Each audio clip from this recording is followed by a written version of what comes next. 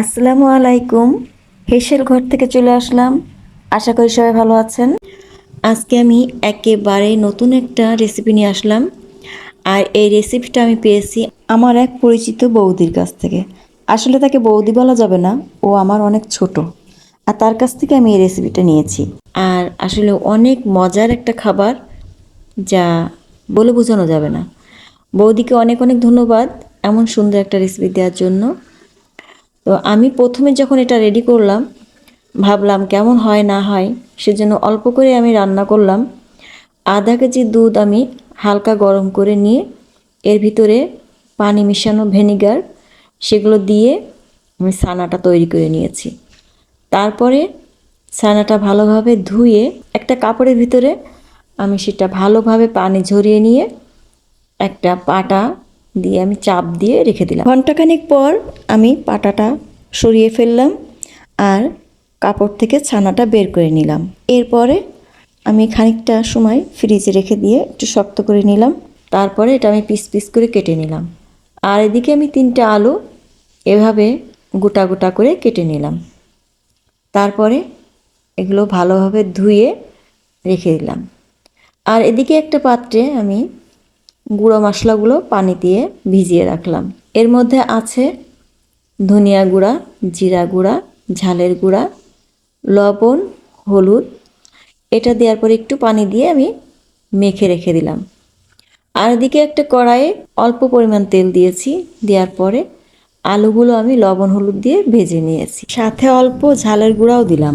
এটা ভালোভাবে ভেজে একটু লালচে করে নামিয়ে নিয়েছি।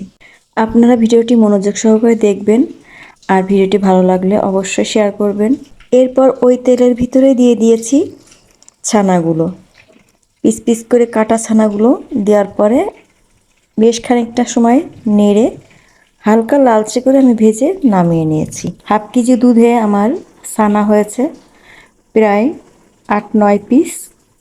আপনারা বেশি ছানা দিয়েও এটা করতে পারেন, যার পরিবারের যেরকম সদস্য ঠিক সেভাবে আপনারা এই তরকারিটা রান্না করবেন। তারপর আমি সেই কড়াইতে দিয়ে দিলাম বেশ কিছুটা তেল।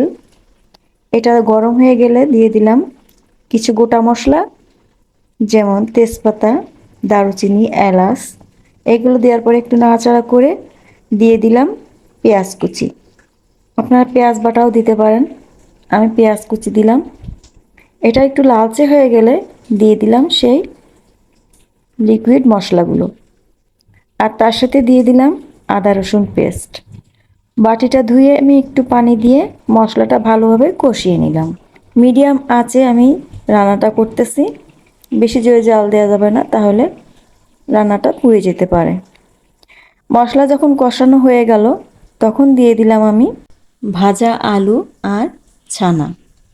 এটা দেওয়ার পরে বেশ কিছুটা সময় আমি ভালোভাবে কষিয়ে নিলাম।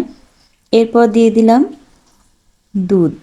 এই দুধটাতে সিদ্ধ হয়ে যাবে সেভাবে আমি দুধ দিলাম। এটা গরুর দুধ, কাঁচা গরুর দুধই দিলাম।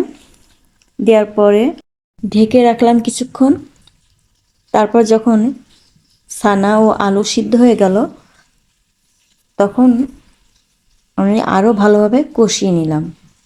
আর এদিকে বাড়তি যে মশলাগুলো ছিল সেগুলো আমি উঠিয়ে ফেলে দিলাম। তারপরে আমি এর উপরে দিয়ে দিলাম 2 চামচ চিনি। এই তরকারিতে চিনি মাস্ট দিতে হবে, দিলে কি হয় তরকারির ব্যালেন্সটা ঠিক থাকে আর স্বাদটা দ্বিগুণ বাড়িয়ে দেয়। চিনিটা দেওয়ার পর বেশ কিছুটা সময় জ্বালিয়ে দিয়ে দিলাম ঝোলের পানি। ঝোলের পানিটা যখন ফুটে উঠল, তার কিছুক্ষণ পরে আমি নামিয়ে ফেললাম। তরকারিটা যখন শুনছিলাম যে এটা এভাবে খেলে অনেক মজা হয়, তখন থেকেই ভেবেছিলাম এটা রান্না করে দেখব। আসলেই খেয়ে যা বুঝলাম যে অসাধারণ, যেটা না খেলে বুঝতে পারবেন না। খুবই সাধারণভাবে রেসিপিটা দিলাম, আপনারা বাসায় অবশ্যই ট্রাই করবেন। ভালো থাকবেন সবাই, আল্লাহ হাফেজ।